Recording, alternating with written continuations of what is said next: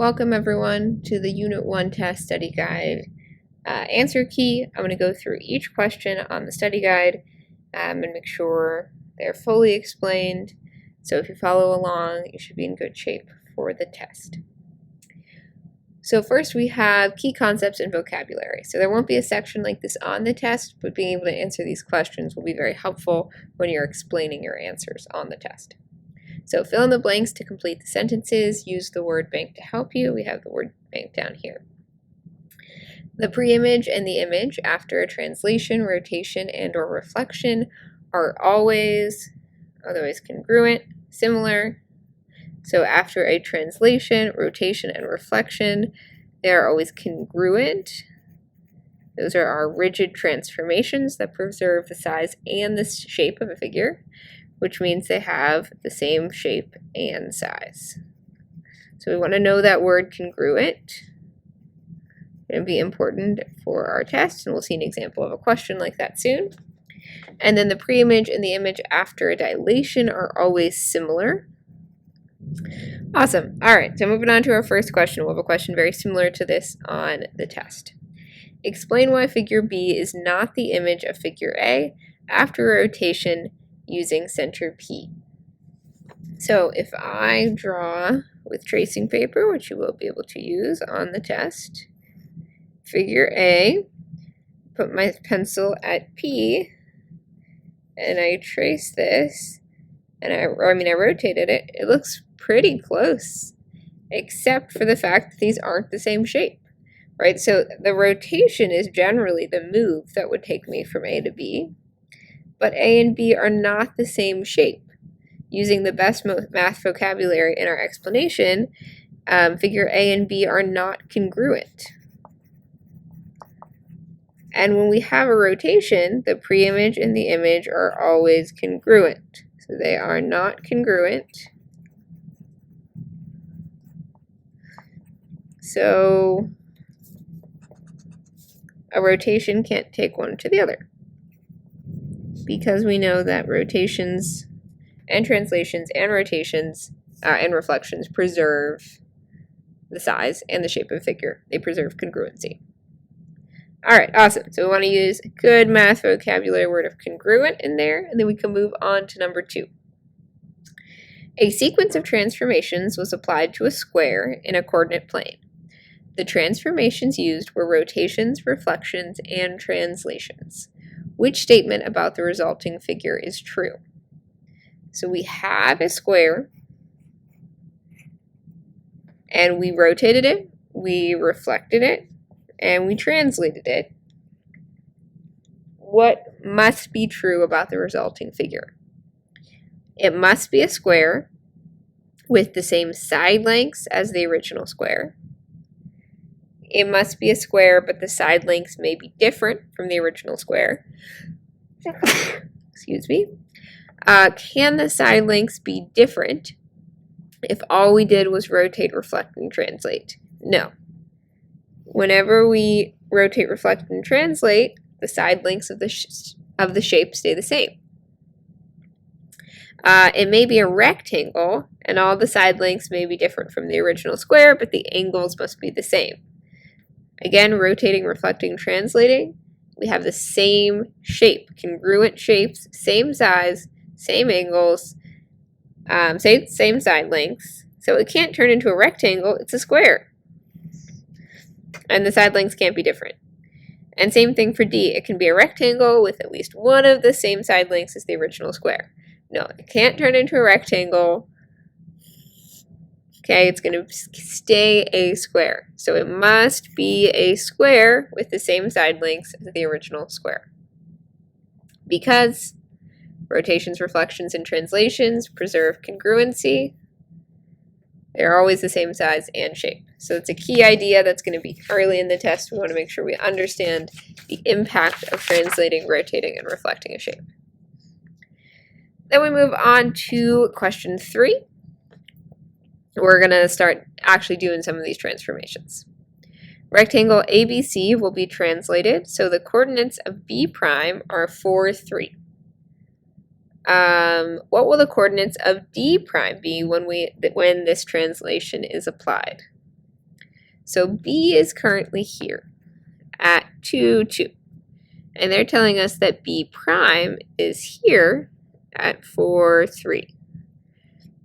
And they're saying that that happened through a translation. So we had our original shape. This was B, and we translated to get to B prime. When we translate, we move all the points in the same direction and the same distance.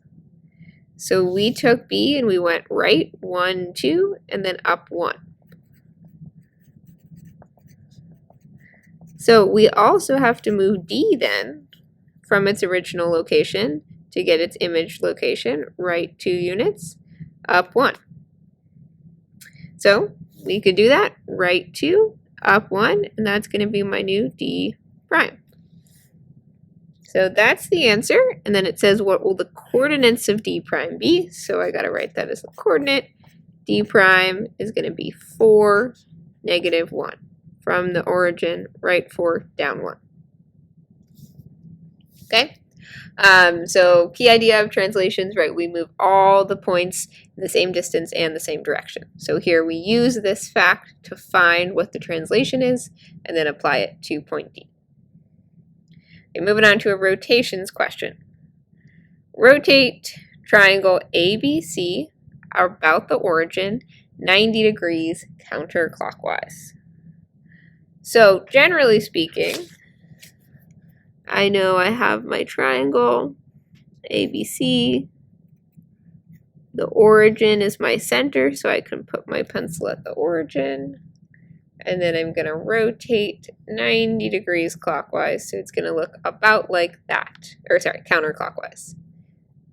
We know a clock, 12, 3, 6, 9. A clock goes that way. So a clock does not go this way, so this is counterclockwise. We're supposed to go 90 degrees counterclockwise here. So one more time. Generally, it's going to look like this. Okay, I went from here to here. But the safest way to label perfectly our new triangle after a rotation is to use the coordinate rules. So when we go clockwise, counterclockwise 90 degrees about the origin, there is the rule that x, y becomes the opposite of y, comma, x. These coordinate rules I will project on the board during the test, so you don't have to memorize them, but you should be able to apply them. So point A was the point 1, 1. And when I apply that, y was 1. So the opposite of y is negative 1. X was 1. So A is going to turn into A prime, negative 1, 1. B was originally 1, 5. So B prime becomes the opposite of 5, comma 1, or negative 5, comma 1. So I go to negative 5, up 1, and this is going to be my B prime. And finally, C was the point 5, 2. So C prime becomes negative 2, comma 5. Following this rule where the y coordinate becomes negative or switches signs, and then the original x becomes the new y. So I go negative 2, up 5, and this is C prime. Then I can connect them, and that's what it should look like. So I can double check that that looks right by using my tracing paper. It should perfectly match up there. It does, so we are in good shape. Okay, so again, the coordinate rules, though, is going to be more helpful than just like kind of poking points in it, because you're probably not going to get the exact right location if you do that. All right, moving on to question number 5. Which of the following sequences of transformations would map KLMN to K prime, L prime, M prime, N prime? Select all that apply. So here we have KLMN. This is my pre-image, and then here we have my image with the primes. So we're trying to figure out how do we get from this one down here to the one up top. Well, we could just try to figure this out, right? Looking at it, experimenting with tracing paper. So can I rotate to do it? Oh yeah, that looks promising. Okay, that looks promising. What if I translated and then reflected? No, that doesn't work. What if I reflected, oops, here, reflect, and then reflect? Oh, it looks like that works too. Okay, so let's go through the options. A rotation 90 degrees counterclockwise about the origin would pick me up here. That doesn't work. A rotation 180 degrees counterclockwise around the origin. Yep, that's going to do it. A rotation 180 degrees clockwise about the origin. That would be this way. Yeah, that's also going to do it. Those are equivalent. A reflection over the x-axis, followed by a reflection over the y-axis. Yep, that works.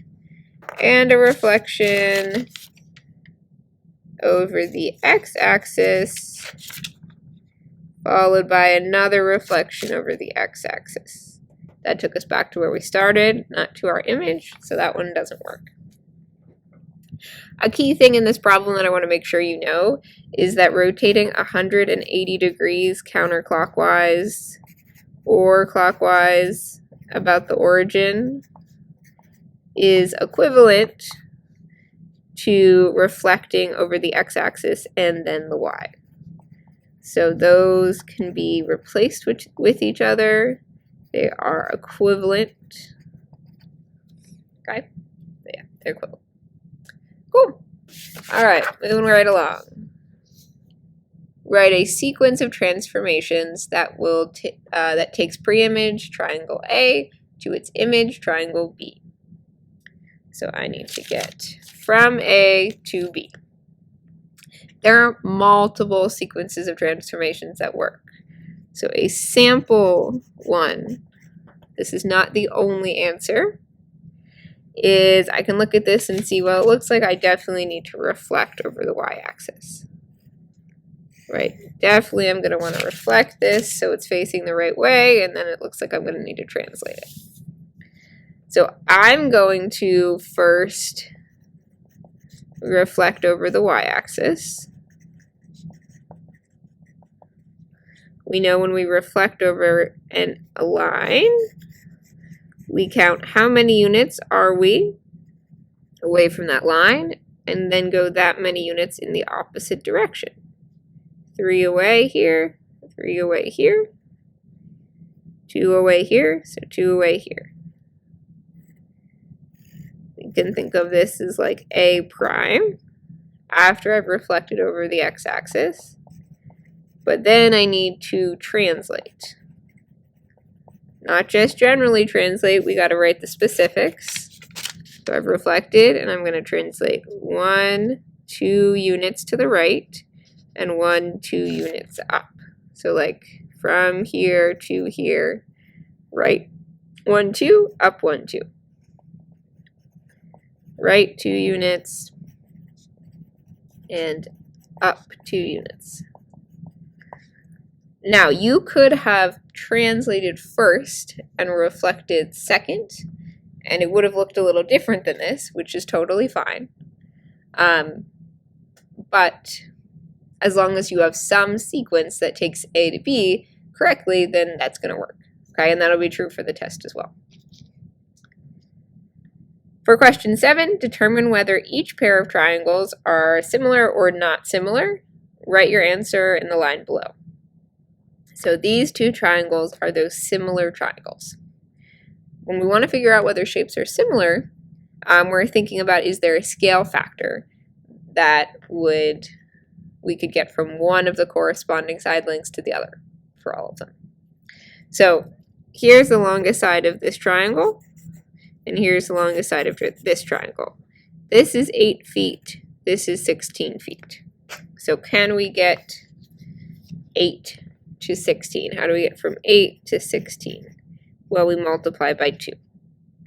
So if that's our scale factor, that has to work for these to be similar for all the pair of corresponding sides.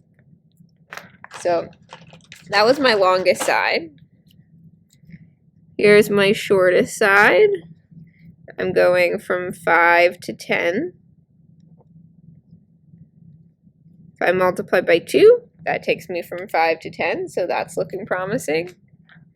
And then we have the middle side, 6 to 12. How do I get from 6 to 12? I also multiply by 2. So these have what we call proportional side lengths. There's a scale factor that takes us from one triangle to the other. Okay, we can contrast that with this problem. Here, our shortest side here is 9 yards, and shortest side on that side is 18. So we have 9 to 18. How do we get from 9 to 18? Again, we multiply by 2. But then for my other side lengths, this is 21 and this is 18. So how do I get from 18 to 21? I don't multiply by 2. Okay, it doesn't really matter what we do multiply by. It's not 2. If it were 2, it would become 18 to 36. So these are not similar because there's not one scale factor that we can multiply all the side lengths by to get from one shape to the other. So the angles aren't going to be different, even though they're drawn to look pretty similar. These are not the same shape based on the side lengths. Okay, then we have question 8. In the figure, triangle DGH is a dilated image of triangle DEF. Find the scale factor and the coordinates of H. So we have a dilation. We can see that the center is going to be the origin here, 0, 0, because that point D is on both of them. So that's where it's starting from. And we want to find the scale factor and the coordinates of H. So we can see from the origin to E, we're going right 1 unit. Okay, it's like we're going 0, 0 to 1, 0. And then E corresponds with G. So to get from the origin to G, we go right 2 units. 0, 0 becomes 2, 0. So what's this change from right 1 to right 2? From 0, 1 to 0, 2? We are multiplying by a scale factor of 2. So the scale factor is 2. And then we can figure out H's coordinates. So currently F is at 0, 2. So we're going to take that, since the center is the origin, and we can multiply by our scale factor. 0, 2 will become 0, 4 when we multiply by our scale factor of 2. So this point up here is going to be 0, 4. That's our H's coordinates.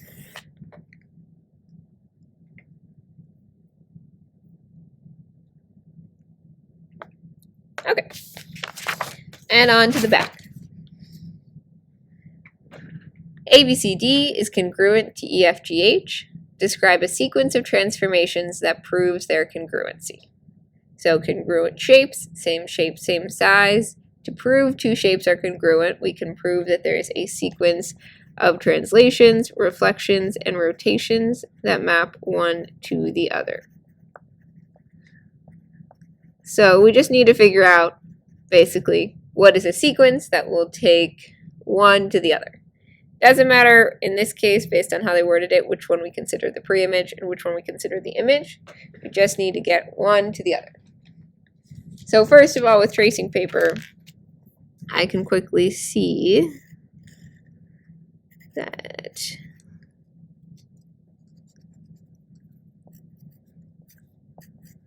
these are congruent, as I can, let's see, does that match up? Yeah, I can get it to match up, right like that.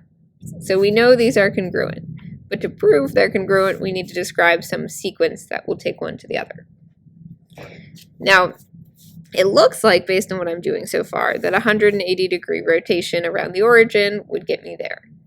But if I'm take my time and be detailed, and I put my pencil at the origin and rotate, I'm going to see that it doesn't perfectly match up when I do that.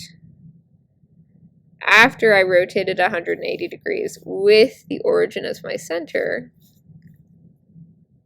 I still need to then slide it or translate it down a little bit.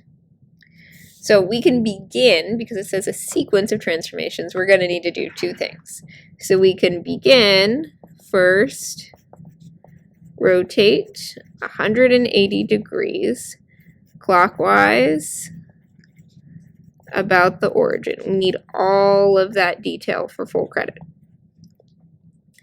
And when I do that, I know that the coordinate rule for rotations 180 degrees about the origin is xy becomes the opposite of x, the opposite of y.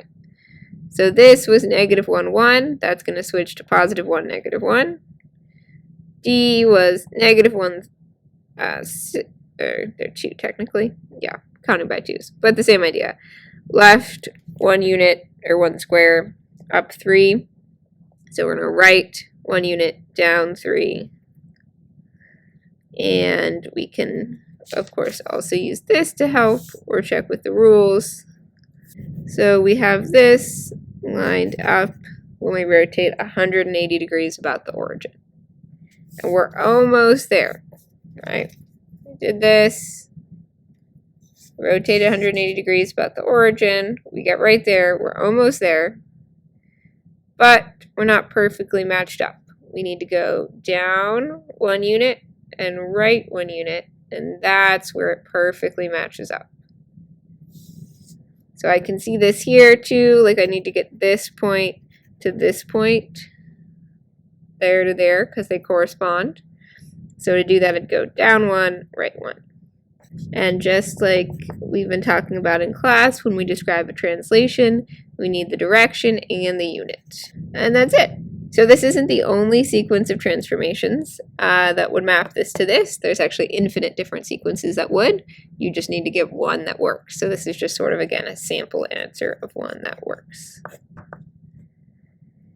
And finally, PQR is similar to STU. Describe a sequence of transformations that prove their similarity. So this is, if it's going to be similar, we can see right off the bat we're going to need a dilation, because these are not the same size. Okay, so I'm going to start by trying to get them pretty lined up. So I look at this, and I'm like, okay, what if I flipped it first? What if I reflected first?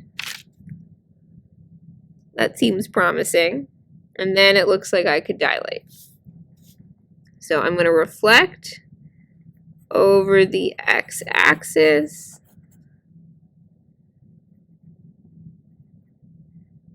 That's 3 down, so I go 3 above. Remember, when we're reflecting, we count how many units each of the points are from the line of reflection, and then you go the same amount in the opposite direction. Okay, so I'm going to reflect like that. That is my reflected shape. First I reflect over the x-axis. Then we can dilate. Alright, so looking at this shape, this is 1.5 units. Let me make this bigger for you. I have R, Q, P, And I have my smaller one. So this looks like 1.5 units, 1.5 squares to me. And then this looks like 3 squares. So how do I get from 1.5 to 3? I multiply by 2. 1.5 times 2 is 3. So we reflected over the x-axis. And then now we're going to dilate with a scale factor of 2 because our triangle needs to get twice as big if we're going from the small to the big. And we have a center of what? So we know to create a center, we can line up the corresponding points, create a line that we extend for all these corresponding points, and then we can see where they all intersect.